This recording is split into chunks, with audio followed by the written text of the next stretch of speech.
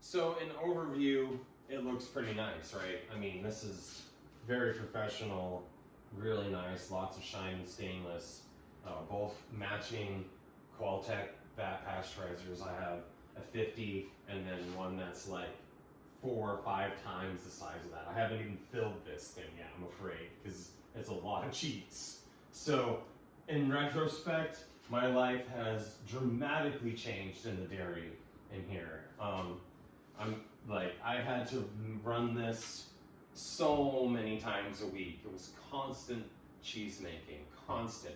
And now that I have this, I'm making 1 to 2 batches a week. They're huge, they're just as much volume total week that I'm making out of that, but I only need to lean over this twice a week. And it's a lot all at once, but then it frees up all that time during the week where I can do other farmer things that I need to do. I'm not just a cheese maker. I do the deliveries, I'm the husbandry, I'm the milker, so I do a lot of things here. So when I was making cheese out of that, I was a cheese maker and all those things, but I was a cheese maker. Like, it was just, can't escape the need to empty the bulk tank into that. So what was really convenient about purchasing this big piece of equipment was that it was all the hard part was already done. Like, the system was designed and all wired up from the previous dairy that I purchased this from. He was an engineer and was a brain when it came to this stuff. So Andy Tapper came and did a lot with the milking system. He didn't, this was already done when he came. And so he came to help with the milk pipeline. I had no idea there. This was at least somewhat A to A, B to B, C to C. I didn't take the system apart. Andy had it all taken apart and ready for us to put on a trailer. So when we bought it like 12 years ago. So like, then I put it back together here, and it was all set up here and in place and functioning when we purchased this. So really all the hard part was done. All I had to do was figure out how I was going to run the valves behind the tank, where I was going to run the water, and where this tank was going to sit. But we designed this space to know that we were going to get a bigger vat pasteurizer, because running that size dairy with just a 50-gallon vat is very time consuming. And I'm always making cheese. You can see here the difference between the old copper and the new copper. And if you watched my previous videos, you'll see me running this new copper in here. But the original system was all here. Like, when I installed the new pasteurizer, all I had to do was put some valves on the back here to make it work. The system was already built and already set up, and all I had to do was to splice into that system to be able to run that pasteurizer. It all runs off well water, and the well water is heated in this Insta-Hot hot water heater that's propane powered, and this has a dual coil heating element in it, so you have this separate thermostat control for commercial use only, and that makes it so it can get up to 185 degrees. So well water comes up into the hot water heater and goes into these pipes. And during pasteurization, everything is operated on these toggle switches up here. So these toggle switches either does cold, flush all the hot water out of there and cool the milk down to proper temperature to the cheese you're going to make, or hot, you can hear the unit turn on, to pasteurize the milk.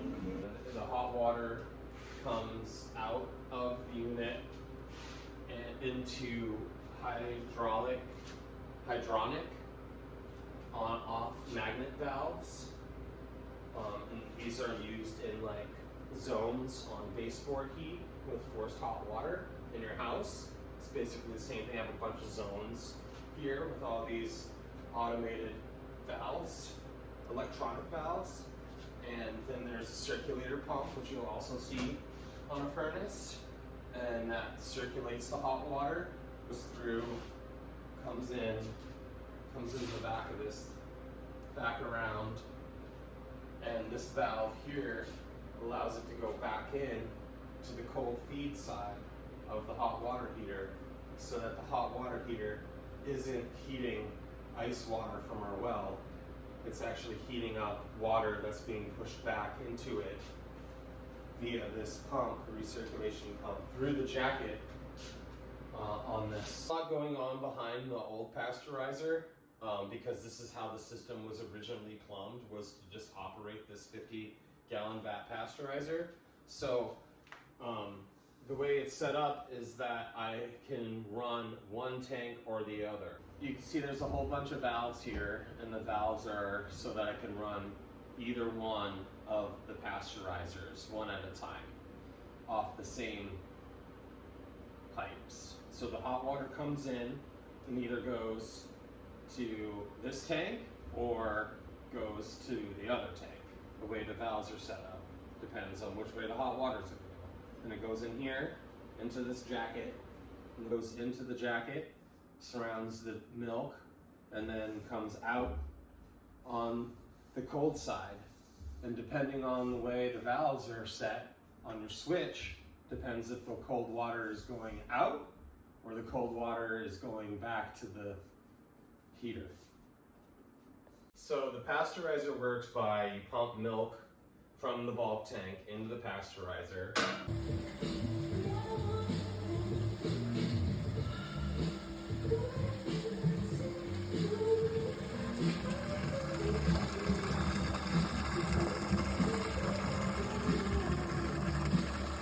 And then you put this paddle on here. Before you start filling it, so there's not milk everywhere, make sure the valve's closed and tightened, and then turn it on.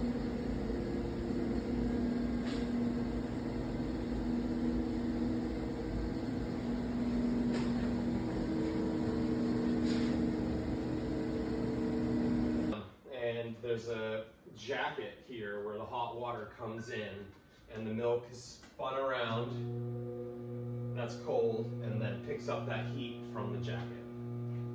So it's like indirect heating. Indirect heat. So this way of transferring heat from a jacket to the milk is like the most gentle way to pasteurize milk. It takes some time, but that slow ramp of temperature over time doesn't damage the milk. It makes it for the best cheese making milk.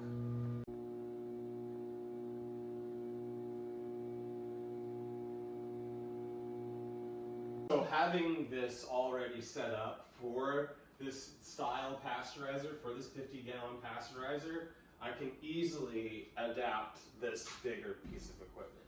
Yeah, we didn't need to I didn't need to purchase anything else to make it a pasteurizer. They were asking me, oh, do you need a chart? Do you need extra probes? Do you need all this stuff? I'm like, well, these are the probes I have. Will it work with this? They're like, absolutely. What size ports do you want welded on top of your machine? I'm like, 2-inch ports. Done. So this is an Anderson 2-pen chart plotter that makes this a pasteurizer. To make this a pasteurizer, you need to log all the temperatures and time while this is heating up and cooling down. So this is also here with this pasteurizer. So when I want to run this pasteurizer, I just take the probes, put them in here. They have long wire leads, so I can go to here or I can go to here. The legal standard for pasteurizing, vat pasteurization, is 145 for 30 minutes. Every single molecule of milk needs to be at that temperature. So in order for that to happen, you need a steam generator and you need the jacket. Both of those things need to be really hot. Hence why the water heater is set at 185 degrees. And the steam generator is this pumping, billowing steam the whole time. So this is like a jacket of steam, the steam coming out everywhere. all being generated by this. And then it's all recorded on this chart with these two thermometers. The economy of scale is really dramatic. You can really see the economy of scale here. It's like the amount of time needed to make what the same thing that I would make in this, but in this is very dramatic.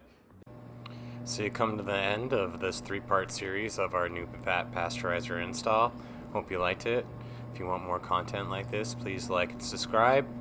I should try to be posting videos weekly from now on out as I'm starting to dry off the goats. I'll have more time to do this stuff. Thanks for watching.